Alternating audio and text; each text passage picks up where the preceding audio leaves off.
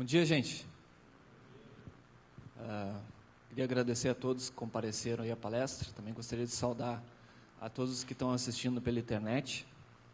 Já gostaria de pedir a todos que ponham seus celulares no silencioso, para que não sejamos interrompidos. E que quem tiver perguntas, fique livre para perguntar aqui mesmo, ou então façam pelo aplicativo Macadu, que vocês já devem conhecer. Bom, eu vim falar sobre uma distribuição Linux, que está ganhando bastante popularidade ultimamente. Essa palestra que eu já dei ano passado no FISLE, não mudou muita coisa desde o ano passado, em termos de organização da distribuição, mas se alguém teve ano passado, sinta-se à vontade de ficar aí e assistir mais uma vez. Talvez relembre algumas coisas. Bom, falar um pouquinho de mim primeiro. Eu sou formado em Ciências da Computação na UBRA. Trabalho atualmente como DBA Oracle no Hospital de Clínicas aqui de Porto Alegre. Sou entusiasta Linux, software livre desde 2003 e eu uso Arch desde 2011. Um breve momento de história. Eu comecei a utilizar o Linux. A primeira distro que eu usei foi o Conectiva. Alguém aqui usou o Conectiva? Legal. Ainda bem que eu não estou sozinho. Foi o primeiro contato que eu tive. Depois disso aí, é que nem o mundo das drogas, né? A gente vai procurando coisas mais pesadas e mais pesadas, né? Então eu usei muita coisa aí. Usei Debian, usei Ubuntu, usei Slackware, usei Gentoo, usei um monte de coisa. E depois de ter usado muito dessas coisas, a gente começa a ter uma percepção do que realmente te atrai numa distribuição Linux. E o Arch me trouxe isso aí, e é hoje que eu vim passar isso aí para vocês. Então, o que é o Arch? O Arch Linux é uma distribuição simples e versátil, feita de forma a satisfazer as necessidades do usuário Linux competente. Tá? Isso aí é a descrição que está no site do Arch. Só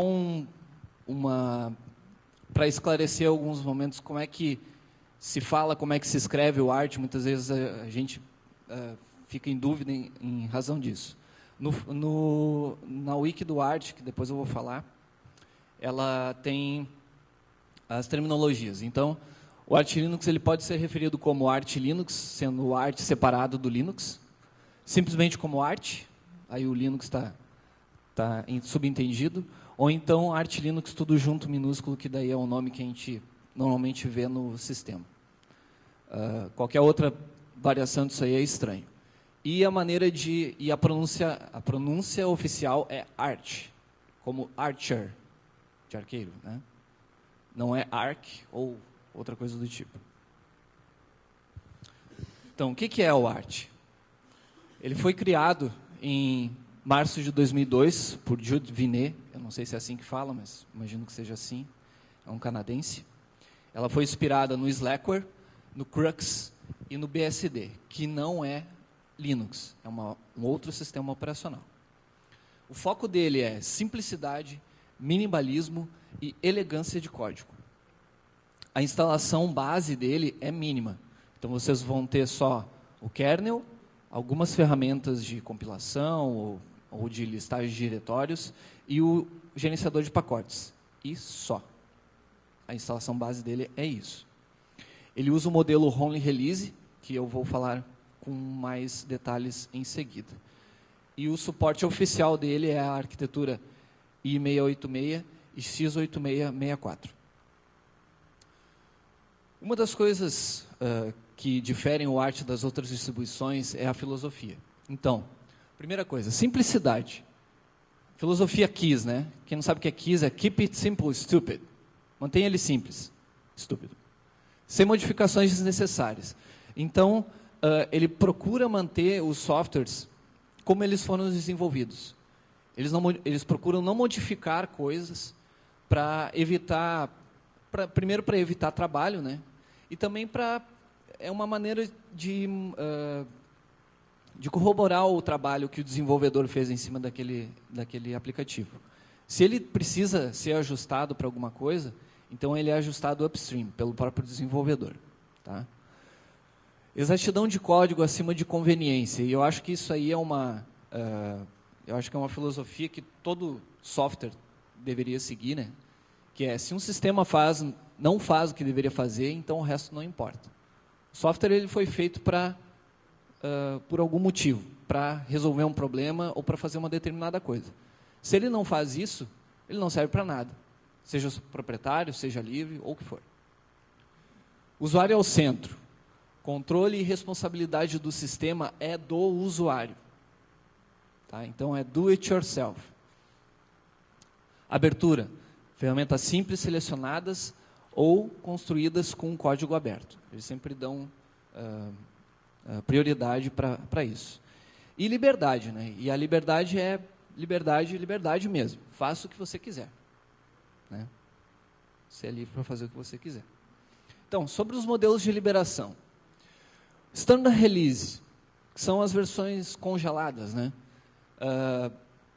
Quem serve normalmente esse tipo de coisa é o Ubuntu, o OpenSUSE, Fedora. Como é que eles fazem?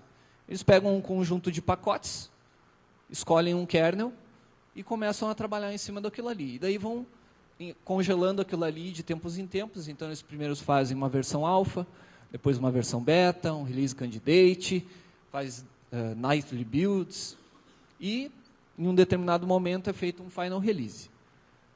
As atualizações, hoje em dia, isso tem sido cada vez menor o problema, mas, normalmente, atualizações de um release para outro requerem reinstalação. Né?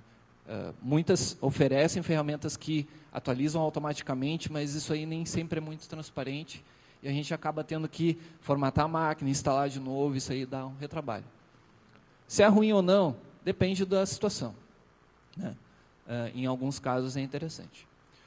O Holy Release, ele é um modelo diferente. Então, ele segue o princípio de instalou uma vez, beleza, só mantém atualizado. Eu não preciso ficar, eu não tenho uma versão congelada, por exemplo, a versão 11, a versão 12 do Arch, não. Ele tem... Tu instala ele uma vez e daí, à medida, tu vai só atualizando os pacotes. Então, saiu um kernel novo, atualiza o kernel. Saiu um pacote novo, atualiza esse pacote e vai indo. Essa instalação que eu tenho aqui nesse notebook já tem mais ou menos uns 3 anos. E ele está com os últimos softwares instalados, pelo menos até ontem. Foi quando eu fiz a atualização. Quem segue esse modelo? O Arch e o Gentoo também. Alguém aqui usou o Gentoo? Parabéns pela tua paciência. Gentoo é legal, cara, mas tem que ter paciência. Pacman, que é o gerenciador de pacotes. É uma das aplicações mais importantes da distribuição e é uma das features que destacam ele. Então, qual é o foco do Pacman? Velocidade e facilidade de uso. É fácil de usar e é rápido. Vou entrar no mérito de rápido? Não. Todo mundo outros vão dizer, a PTGet é rápido também, o i1 é rápido também. Então, eu não vou entrar nessa questão, mas para mim ele é rápido. Eu já usei muita coisa e eu acho ele mais rápido, pelo menos. A saída dele é pouco verbosa, então é menos coisa printando na tela quando tu está instalando um pacote, então é bem mais fácil. E ele também não sobrescreve arquivos de configuração. Quando tu instala um pacote, o pacote tem os binários do software e tem os arquivos de configuração também. E às vezes quando tu muda de uma versão para outra de um pacote, o arquivo de configuração às vezes muda. Os valores de default às vezes dele vem diferente. Só que quando tu atualizar um pacote, ele simplesmente sobrescreveu o arquivo de configuração, ele pode matar coisas que tu fez, que tu configurou. Então, o que ele faz? Quando tu pega e instala um pacote, ele avisa lá, tem um arquivo novo de configuração, eu coloquei ele lá na pastinha dele, no diretório dele, com o nome lá, PacSave.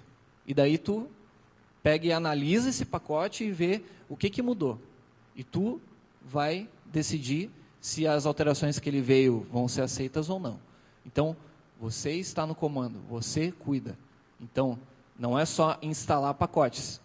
Às vezes ele dá alguns avisos, alguns warnings que dizem o que tu deve fazer. Mas o bom é que ele diz o que tem que fazer. Não é simplesmente tu instalou, atualizou e daqui a pouco estoura na tua cara porque tu não viu, né? Então, alguns exemplos de uso aqui.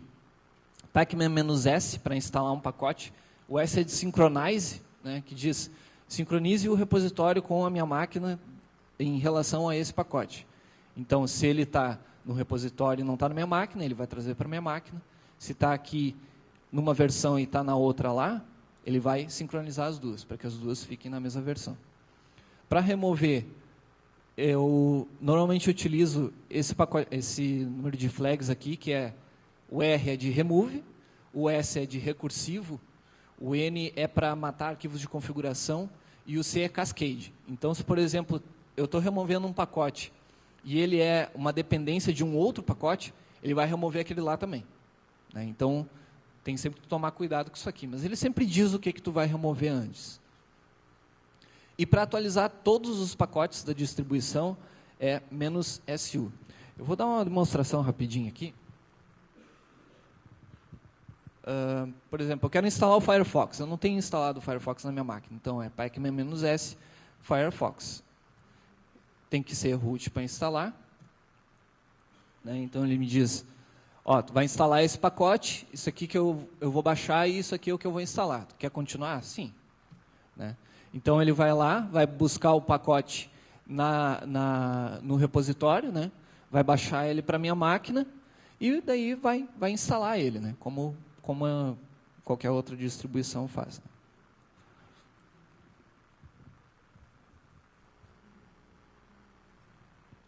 Então, aqui eu coloquei um print de um upgrade que eu fiz há algum tempo atrás. Eu tinha ficado umas 2 semanas sem utilizar a máquina. E daí eu fui fazer uma atualização de todos os pacotes, eu peguei e mandei lá o pacman-syu. Ele atualizou os repositórios eu vou falar mais tarde. E daí ele lista todos os pacotes que vão vir, né? Aí vai dizer quanto que vai durar e tal, se tu quer instalar, né? E aí tu espera ele baixar tudo isso aí. E às vezes ele dá algumas mensagens dizendo, ó, o arquivo de configuração mudou. Ou então, eu instalei um pacote, tu tem outros pacotes que tu pode instalar no sistema que trazem features a mais naquele software. Deixa eu ver se o Firefox. Ó, então aqui, terminou a instalação do Firefox. Ele já me disse algumas dependências opcionais aqui, que é o Network Manager e o Power, que daí dão algumas features a mais no Firefox, ou enfim. Então, os repositórios. Repositório Core é o repositório núcleo do sistema. Então, ali vai estar ali o pacote do kernel, vai estar ali o binutils, vai estar o ls, o cd, o rm, esses caras todos aí, o gcc, enfim. Tudo que é crítico para o boot e empacotamento de software, né? Todos esses pacotes eles passam por testes e são assinados.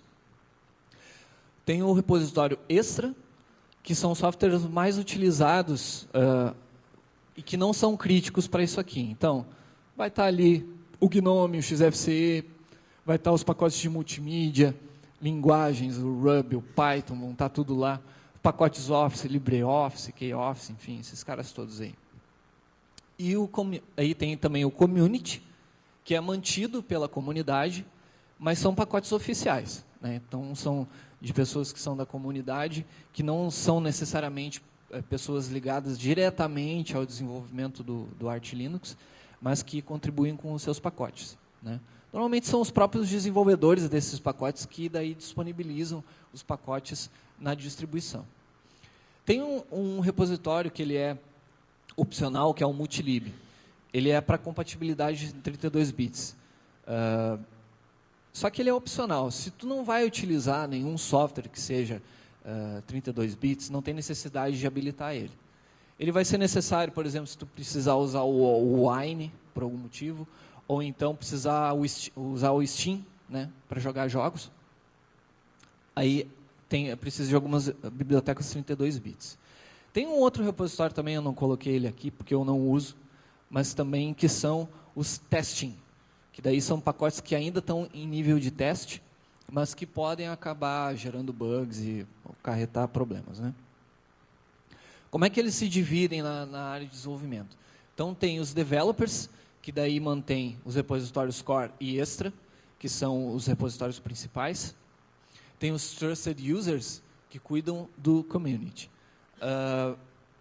Ou são desenvolvedores dos próprios softwares que estão ali, ou então são pessoas que contribuíram com pacotes com pacotes de qualidade e tal. Eu vou falar mais sobre isso aí daqui a pouco.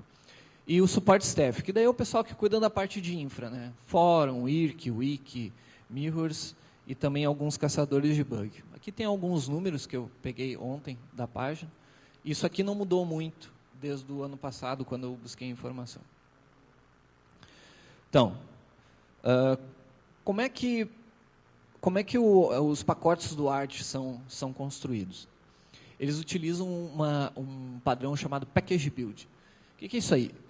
É como se fosse uma receita de como eu vou criar o meu pacote, né? Então, ali vai ter as regras de qual é a versão, quais são, o que ele depende, né? Enfim, muitas coisas. Como ele é escrito em Bash, então ele é fácil de entender, ele não é nenhuma linguagem alienígena aí que a gente tem que aprender só para fazer isso aqui, né? Ele tem algumas regrinhas que tu segue, se tu seguir aquilo ali, ele vai entender e vai gerar um pacote em cima daquilo ali, né? Fácil de criar, fácil de interpretar, e também, por ele ser fácil de fazer, facilita a contribuição de pacotes, né? Então, faz com que a distribuição ganhe cada vez mais e mais e mais, né? E ele também suporta software de controle de versão. Então, por exemplo, eu posso fazer um package build que ele busque o código-fonte de um repositório do GitHub, por exemplo.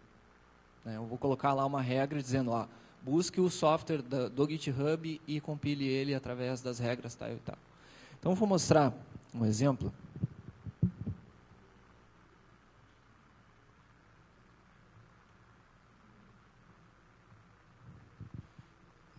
Eu vou mostrar aqui, por exemplo, o package build do Zip, que é o aplicativo para compactar e descompactar arquivos em qualquer distribuição Linux que vocês verem por aí.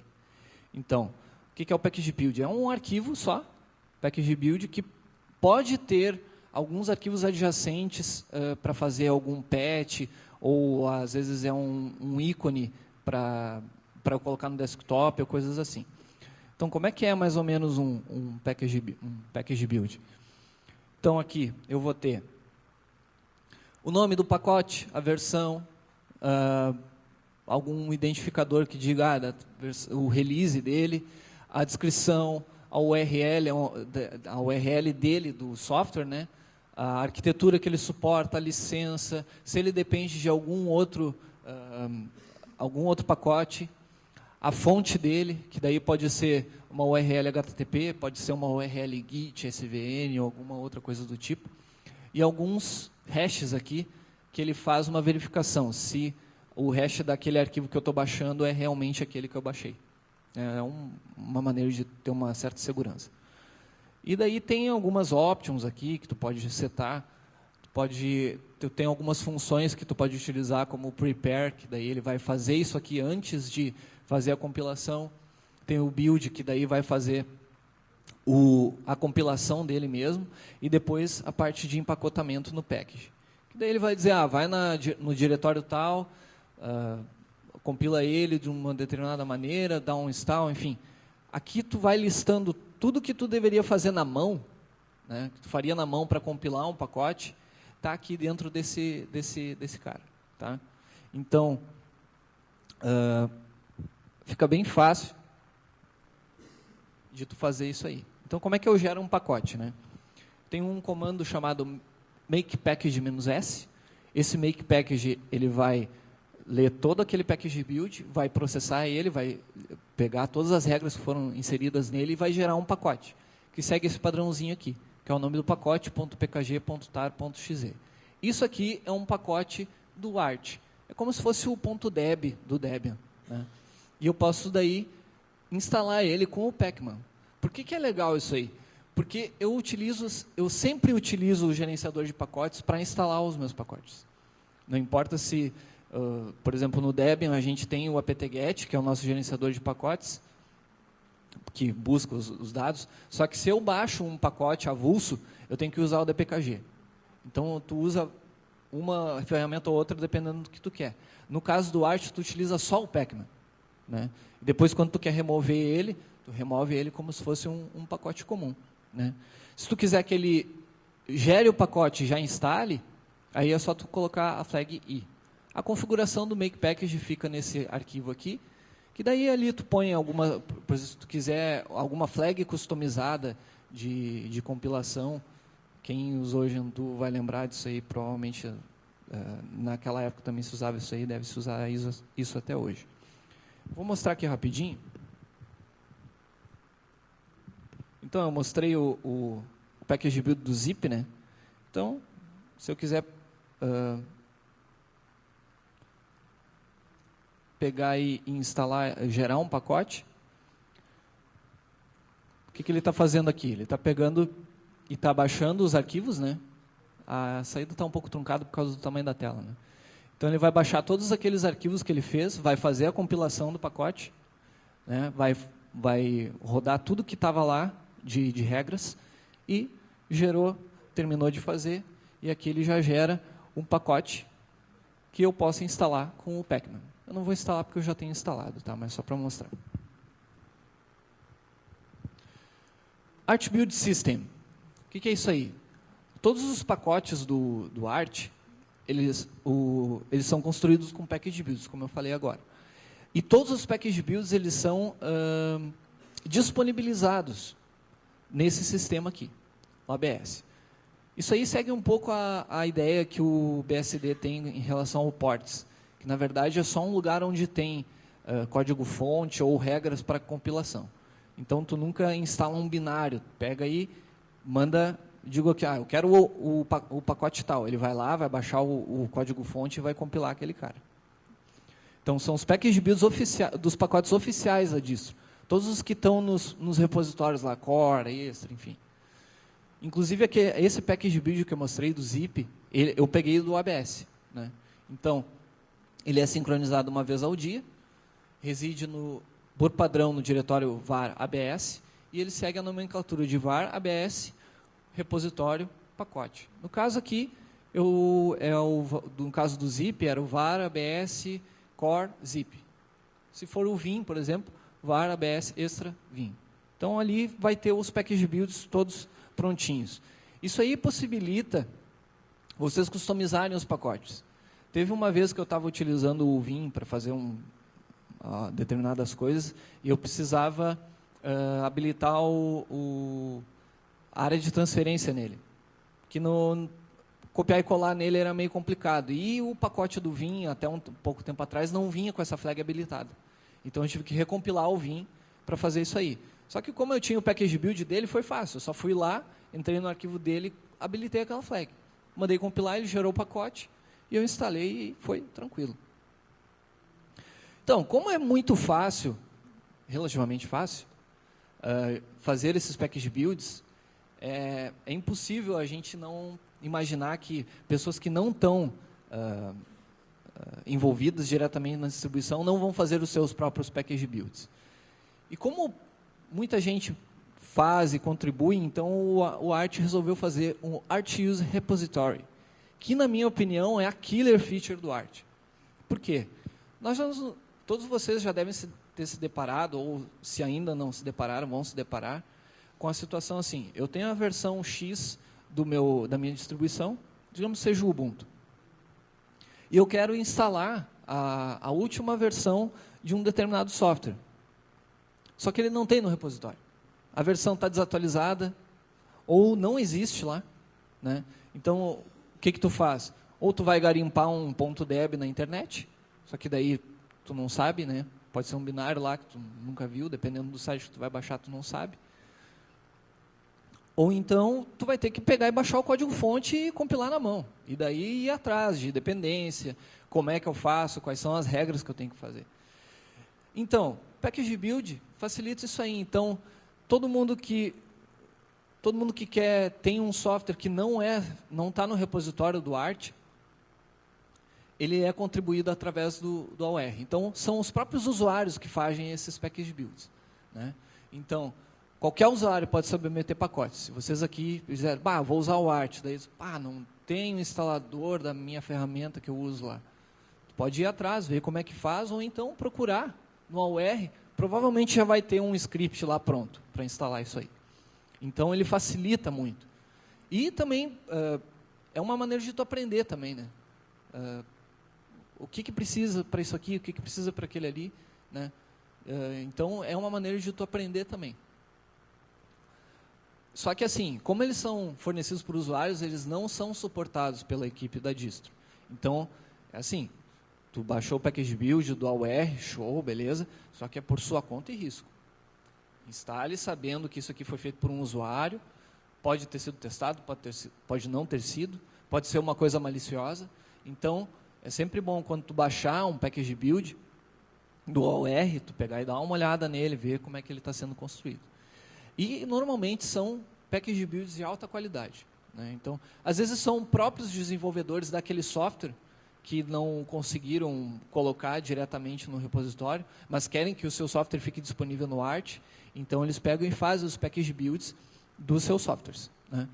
Hoje, aproximadamente, tem uns 34.200 pacotes lá para tu utilizar, package builds, no caso, né? Então, como é que funciona mais ou menos? Aqui na página do AUR, ele tem a URL dele, é o aur.archlinux.org. Então, se eu quiser procurar algum pacote, digamos que eu, quero o Dropbox, né? Posso fazer a busca lá, ele vai me trazer todos os pacotes que tem Dropbox no nome, né?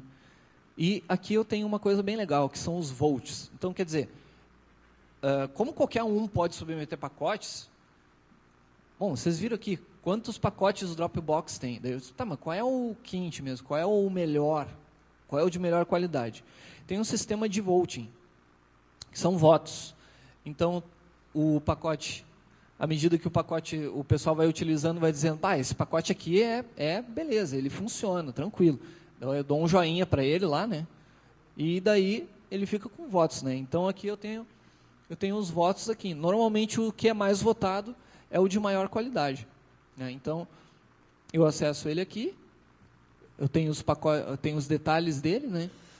Isso aqui são algumas informações que também estão no package build. Dependências, eles são requeridos por outros softwares também. O que vem no package build, né? Aqui, no caso, tem o atalho do desktop, tem o ícone dele, tem o serviço que vai lá no systemd, que eu vou falar mais tarde também. E os binários, né, que ele baixa ali. Não necessariamente os package builds são código-fonte. Muitas vezes eles são simplesmente... às vezes são scripts que baixam um .deb, que só tem... às vezes tem um software que só foi empacotado para o Debian, e daí eles baixam aquele pacote e distribuem os arquivos nos locais corretos do Arch, que nem sempre são os mesmos do Debian, né? Então, é basicamente isso aí. Tu vai lá, aí tu faz o download desse snapshot, ele vai baixar esses arquivos que estão aqui. Eu não vou mostrar para não pegar muito tempo, tá? Ele vai baixar esses caras aqui, tu vai lá no diretório, dá um make package -s, gera o pacote e instala na tua máquina. Tem programas que auxiliam nisso aí, mas eu vou falar isso aí em seguida. Tá?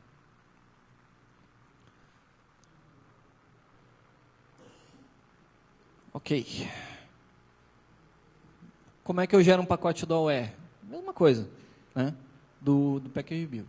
Eu vou ter lá o package build, eu vou baixar, né, o tarball, aquele snapshot que eu falei, e tu vai rodar esse comando e vai instalar ele, assim como tu faria com qualquer outro package build. Para auxiliar nessa parte de instalação e baixar package build, não sei o quê, às vezes o pessoal pode acabar se perdendo, daí ele não sabe, mas esse aqui é o mais atual, não é, esse aqui eu baixei, já gerei, enfim. Então ele tem alguns helpers, que é o Yort, que alguns chamam de iogurte, não sei porquê, PackAUR, Core e esses outros aqui que eu não vou saber dizer se eles são bons ou não, porque eu não uso. Eu basicamente uso esses três aqui. Então, o que o Yort faz, por exemplo?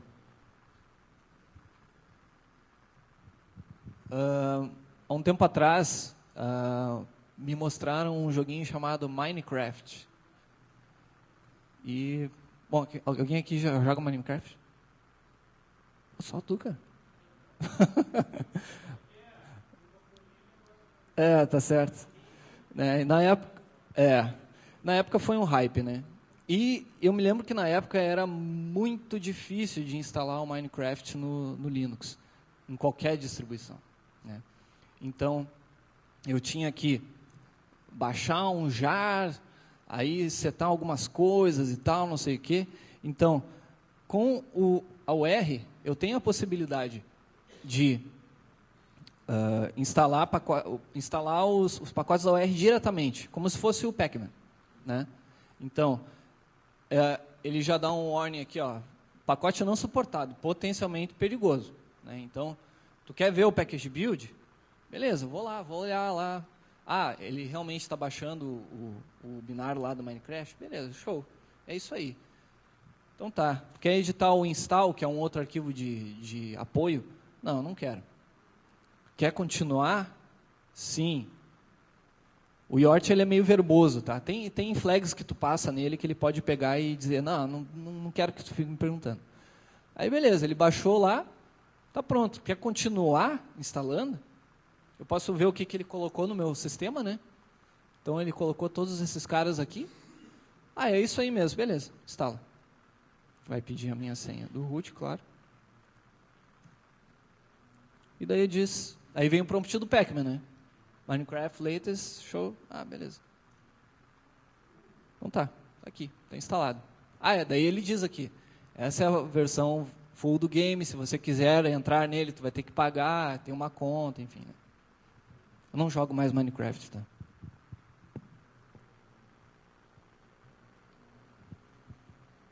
Beleza. Se estender. Hoje não tem tanto... Tem um pouco de hype ainda, mas teve muito na época. E gerou muito ranço também, né? O se estender, ele foi mencionado, se eu não me engano, numa palestra ontem sobre análise forense. Não sei se o palestrante está aqui. Não? Bom, ele falou um pouco sobre o se estender, que é basicamente um sistema que cuida da inicialização de serviços e outras coisas no Linux. Então, em vez de tu ter os init scripts que era utilizado, então o sysinit, que tu dava lá um etc initd, nome do script, start, stop, enfim. O systemd veio para resolver isso aí e também para resolver alguns outros problemas. Eu não vou entrar muito no systemd, porque o systemd é uma palestra inteira, talvez até duas. Mas ele foi adotado pelo Arch em 2012. Foi uma das primeiras distribuições. Acho que a primeira distribuição que adotou o systemd foi o Fedora. E o Arch veio logo em seguida. Por que o Arch adotou? O Arch ele tem como eu falei antes, a filosofia do Arch é manter as coisas simples. Tá, mas como é que tu vai simplificar uma coisa com o systemd, que é um troço novo, que ninguém conhece, não sei o quê. Não, é para realmente utilizar o que tem de mais atual na parte de administração de serviços e tal. E era uma tendência que muitas distribuições acabariam adotando isso aí. Porque manter o sistema de init no Arch, para os desenvolvedores, eles achavam muito difícil, muito trabalhoso. Dava muito trabalho. Inclusive para quem desenvolvia o software e os pacotes. Então, vamos fazer o systemd, vamos colocar ele no Arch. E em 2012 ele entrou. Um monte de gente diz, nunca mais uso o Arch, porque eu uso o systemd, porque eu não vou usar isso aí, porque é ruim. Enfim, hoje tem muita gente que não deu bola para isso, eu fui um que peguei essa transição. Teve vários artigos no fórum dizendo como é que tu fazia para migrar. Na época eu ainda estava testando o Arch, então eu resolvi simplesmente matar a instalação que eu tinha, instalar e deixar zerinho, para não ter trabalho mais. Ele substituiu um esquema de inicialização que o Arch tinha, que era muito bacana, porque ficava toda a configuração de serviço e máquina, de IP, de rede, de nome, ficava num arquivo só, né? Se eu não me engano, o BSD tem um esquema parecido com isso aí. que era um arquivo só. Então, tu colocava lá, o nome da máquina era ali, o locale era ali, o IP era ali, as interfaces de rede, enfim. A ordem que os serviços iam inicializar era tudo num arquivo, era bem legal, era bem centralizado naquilo ali. Só que manter esse esquema todo aí era muito complicado. Então, eles fizeram, gerou muita polêmica na época, né? Ainda...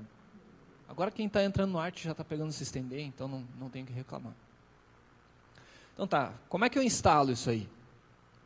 Uma má notícia. O Arch ele tem um live CD que tu pode baixar no site lá e tal. Só que a instalação dele é manual, ele não tem um instalador. Opa, cara, tá louco.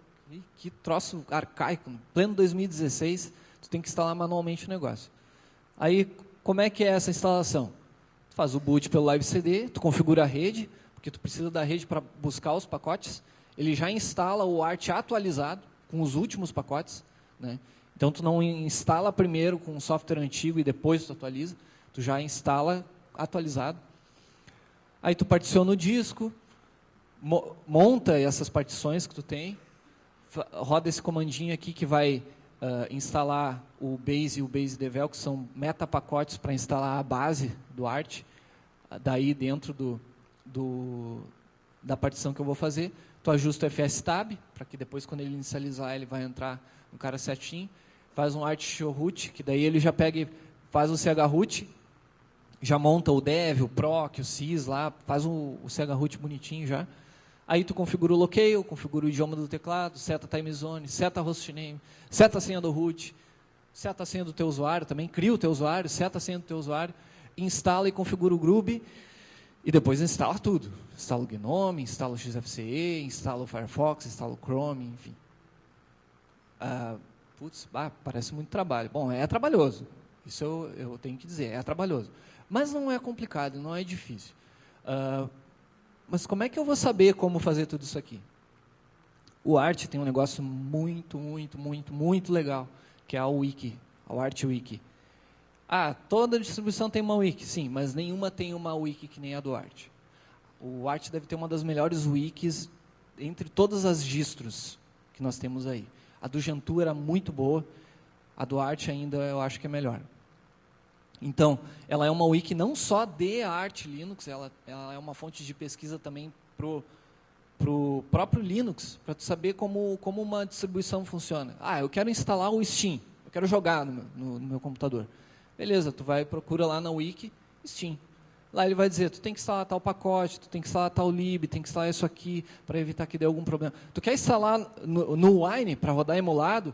Ele diz como faz, diz passo a passo, qual pacote tem que instalar. E às vezes tu consegue pegar essas configurações e replicar elas de maneira que tu consiga utilizar em outras distribuições. Então ela é muito legal. Show! Quem é que usa esse negócio aí? A gente precisa de exemplos importantes, né?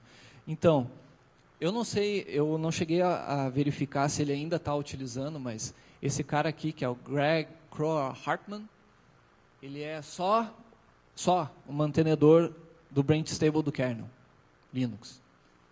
É o segundo na cadeia de comando depois do Linux ali. Então vem o Linux e depois vem ele, né? Então acho que é alguém que tu pode dizer que é de confiança e que corrobora realmente a qualidade, né?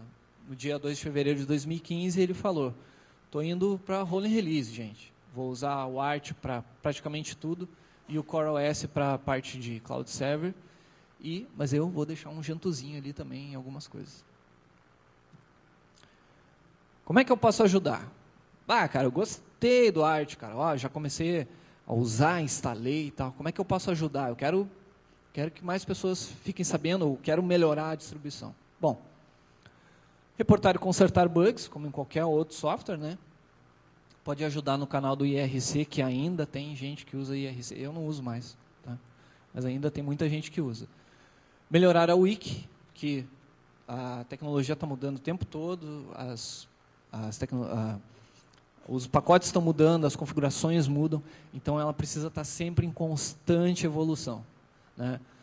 Criar ou adaptar pacotes no AUR, né? Então, se eu tenho um software que eu preciso utilizar e eu vi que ele não tem lá no AUR, eu posso ir lá e contribuir, né?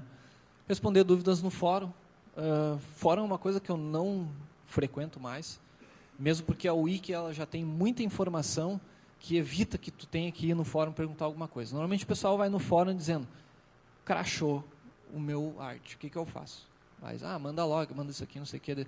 Tu esqueceu de instalar tal coisa. Olha na Wiki que está lá, que deveria ter feito tal coisa. E também pode apresentar uma palestra no Fizzly ou em qualquer outro evento, né? Ou pode falar para o seu amigo, diz, estou usando, o que tu acha? Legal.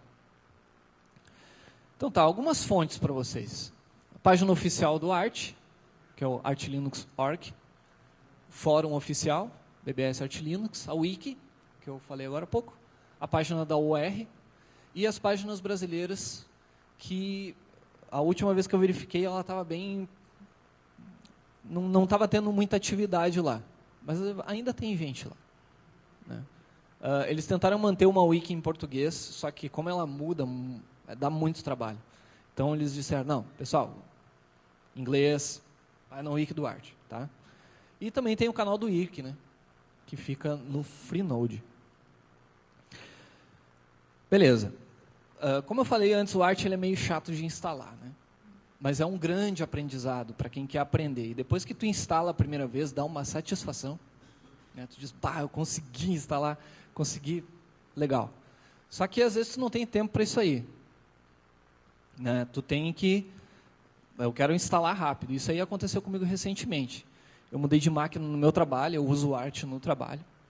E eu tinha que instalar a minha máquina, só que tinha que ser rápido. E eu não tinha muito tempo para ficar em wiki olhando e tal. Então, eu procurei algumas distribuições. O Antergos é uma distribuição baseada no Art e até onde eu sei, é a distro mais fiel ao Art dentre todas elas. Então, eles utilizam os mesmos pacotes, mas eles têm algumas pequenas customizações. Mas o que realmente é muito bom no Antergos é o instalador dele. Eu não trouxe um screenshot dele, devia ter trazido, mas olhem em casa se vocês quiserem. Ele, inclusive, dá suporte a instalar ZFS no Linux. Quem aqui conhece ZFS? Legal. Bom, você sabe que o ZFS é um file system muito bacana. Se vocês não conhecem, procurem. Eu acredito que ele é o futuro do Software Defined Storage. E no instalador, tu consegue já definir que tu vai utilizar o ZFS e tu vai utilizar ele dentro do Linux. Todo mundo sabe que o ZFS já tem um port para o Linux oficial. Então, é um instalador que é muito fácil. Ele é tão fácil quanto o instalador do Ubuntu, quanto o instalador do Fedora, do Red Hat, enfim. Então, tu vai lá, next, põe o nome da máquina, põe isso aqui, eu quero o Gnome, eu quero o Mate, ele já instala tudo pré-definido, tudo bonitinho. E depois disso aí, tu vai crescendo em cima daquilo ali, né? Parábola, que teve uma palestra sobre Parábola, acho ontem ou anteontem, não lembro, que é o Parábola, que é o Art Linux 100% livre. Porque o Art ele tem coisas que não seguem à risca todos tudo que a Free Software Foundation diz lá, tudo que recebe o amém do Stallman. Então, eles pegaram o Art, basearam a distribuição deles no Art, só que 100% livre. Art Linux ARM, que é um projeto à parte do Art, que é o Art voltado para a arquitetura ARM. A gente teve uma palestra no primeiro dia. O palestrante está aqui? Não? Beleza. Que é um projeto bastante legal, que é o Art para rodar em ARM. Né? Dispositivo embarcado, teoricamente poderia rodar num celular, poderia rodar nos BeagleBones, Raspberry Pi e outras coisas assim. O Talking Art, que é uma distribuição interessante, ela é uma distribuição para usuários cegos. Então, ele não tem interface gráfica, é só texto falado. Né? E muitas outras distribuições, né, que estão aí no meio. Né? Manjaro é um negócio que tenta fazer o Art Linux virar um standard release, que é um troço muito esquisito. Papyrus é um esquema que eles queriam fazer uma distribuição que tivesse uma interface gráfica baseada naquele design do Google, acho que é um Material, uma coisa assim. O Art Assault, que seria o análogo do Kali, então, ferramentas de teste de penetração. O ArtBang, que é o análogo do CrunchBang. O ArtBSD, que é um Art rodando com kernel BSD, Eu nem imagino como é que deve ser isso aí. E o Chakra, que é uma das distros mais antigas, baseadas em Arch, que usa o KDE como base, enfim. Bom, gente, era mais ou menos isso aí que eu queria dizer. Eu utilizo o Arch já há mais ou menos uns 3 anos. Antes disso, instalei ele em VM para testar, para ver como é que funcionava, para entender como é que ele funcionava. E aprendi muito, muito mesmo sobre distribuições e sobre o Linux em geral, como ele é configurado, onde é que ficam os arquivos de configuração, onde é que ficam, como é que ele funciona lá por baixo. É uma experiência muito legal. Se tu não for utilizar como na tua máquina principal, pega e instala ele numa VM. Tenta instalar ele manualmente, ver como é que funciona. Vocês vão ver, a mente você vai fazer assim, ó, sabe? Vai dar um mind blowing mesmo. Tá? Perguntas? A gente pode ver as do Macadu. E se alguém tiver uma pergunta aqui também, sinta-se à vontade de levantar a mão. Não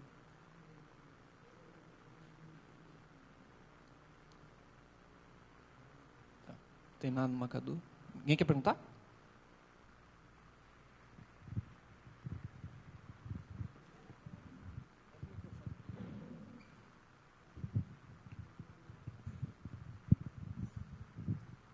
Pode ativar aqui.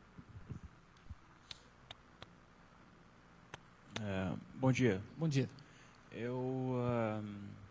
A pergunta se baseia na questão da versão dos pacotes em si.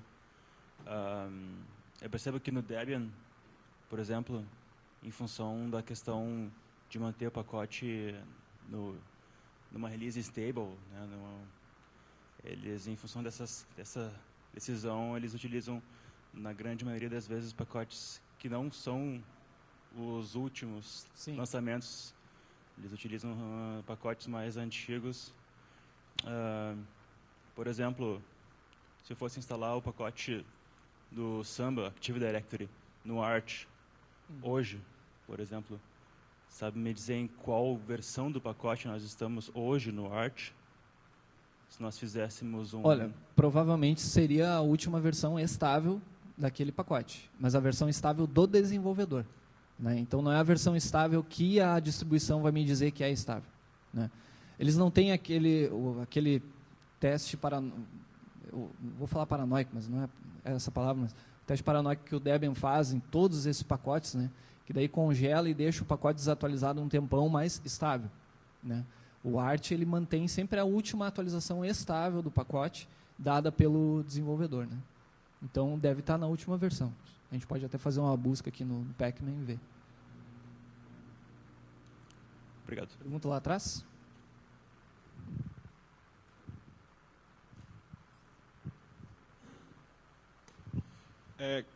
Nessa questão de pacotes ainda, caso eu queira explicitamente escolher uma versão desatualizada, é simples essa escolha? Depende. Tem um recurso no Arch também que eu não falei, que é o Arch Rollback Machine, que ele mantém snapshots de alguns pacotes à medida que eles vão sendo atualizados. Então tem uma ferramentinha chamada Downgrade, que tu instala no Arch, que daí tu pode, por exemplo, eu instalei a última versão de um pacote.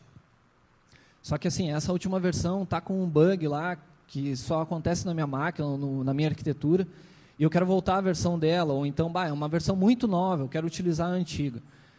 Normalmente lá no Rollback Machine vai ter uma versão anterior a ela.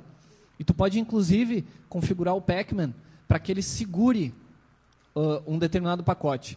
Então, quando tu fizer uma atualização de todo o sistema, ele vai atualizar tudo, menos aquilo que tu disse que não era para atualizar. Né? Então, tu tem esse controle. Né? É como o título da palestra, é você no comando, você diz o que vai entrar, o que não vai entrar.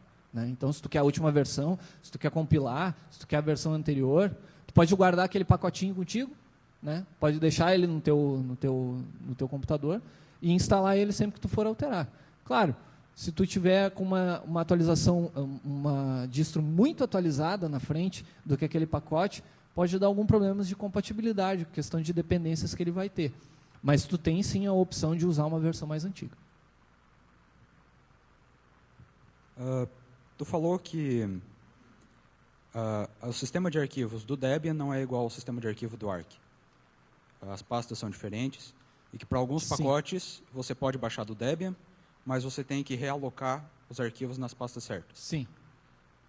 Essa realocação pode ser feita com um único script para todos os programas?